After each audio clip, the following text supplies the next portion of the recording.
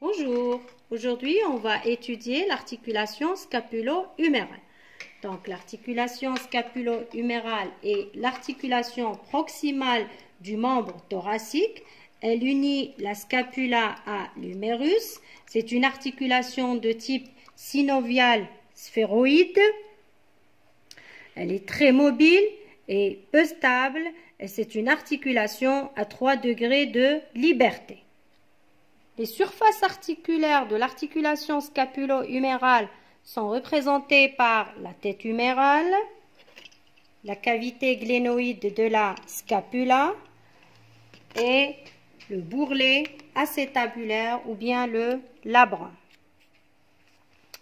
Tout d'abord, la tête humérale occupe la partie supéro-médiale de l'humérus. Elle est de forme sphéroïde, elle est lisse et encroûtée de cartilage hyalin. Elle est limitée par le col anatomique.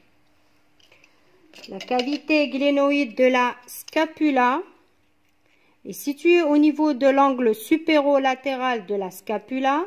Elle est de forme ovalaire, piriforme. Elle est concave et lisse, encroûtée de cartilage. Vu la discordance entre ces deux surfaces articulaires, on note la présence de cette troisième surface articulaire qui est représentée par le labrum ou bien le bourrelet glénoïdal qui est un fibrocartilage annulaire qui s'insère sur le pourtour de la cavité glénoïde de la scapula tout en augmentant sa profondeur et son étendue pour une meilleure adaptation et une meilleure congruence des surfaces articulaires. Les moyens d'union de l'articulation scapulo-humérale sont représentés tout d'abord par la capsule articulaire.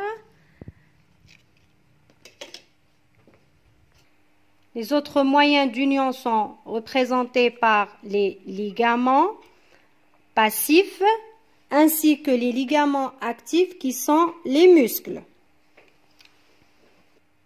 Tout d'abord, la capsule est un manchon fibreux lâche qui s'insère sur le pourtour des surfaces articulaires.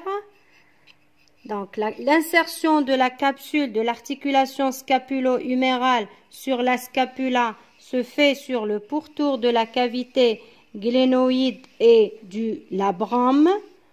Au niveau de l'humérus, l'insertion se fait tout autour donc du col anatomique de l'humérus, sauf en bas et en avant où la capsule descend jusqu'au contact du col chirurgical.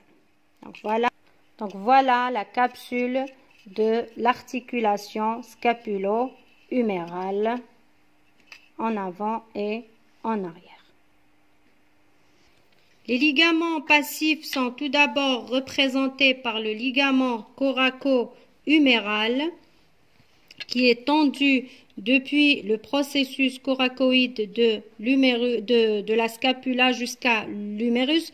Donc c'est un ligament qui présente une origine commune qui est le processus coracoïde de la scapula et qui se divise en deux faisceaux, un faisceau qui se dirige vers le tubercule mineur et un deuxième faisceau qui se dirige vers le tubercule majeur. Deuxième ligament, c'est le ligament gléno-huméral ou bien les ligaments gléno-huméraux qui sont au nombre de 3 qui se dirigent depuis la cavité glénoïde vers l'humérus. Donc, ils sont en nombre de 3, le ligament gléno-huméral supérieur, ligament gléno-huméral moyen et le ligament gléno-huméral inférieur. Entre ces ligaments, donc entre le supérieur et le moyen et l'inférieur, on note la présence des foramènes qui sont des points de faiblesse de la capsule à ce niveau. Le moyen de glissement de l'articulation scapulo-humérale est représenté par la synoviale, donc ici en couleur noire. La synoviale est une membrane séreuse qui tapisse la face profonde de la capsule, qui sécrète un liquide nourricier qu'on appelle la synovie, qui a un double rôle, un rôle nourricier et un rôle de glissement.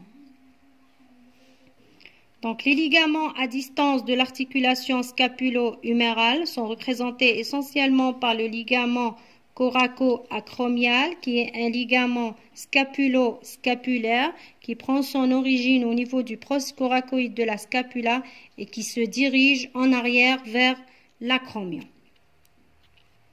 Le deuxième ligament à distance est représenté par le ligament transverse de l'humérus.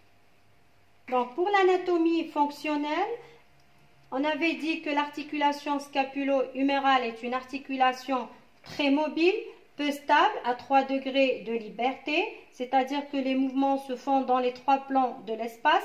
Premier mouvement, c'est le mouvement de antépulsion, rétropulsion. Donc, le mouvement d'antépulsion ramène le membre thoracique en avant du corps, alors que le mouvement d'extension ramène le membre thoracique en arrière. Antépulsion et rétropulsion. Donc, le deuxième mouvement est le mouvement d'abduction et d'adduction.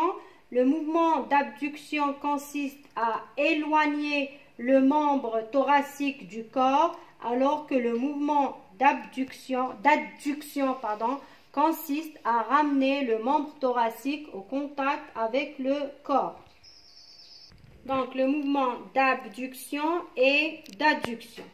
Quant au troisième mouvement, qui est le mouvement de rotation médiale et rotation latérale, donc à partir de la position 0 anatomique, la rotation médiale consiste à porter la paume de la main en pronation, tandis que la rotation latérale consiste à porter la paume de la main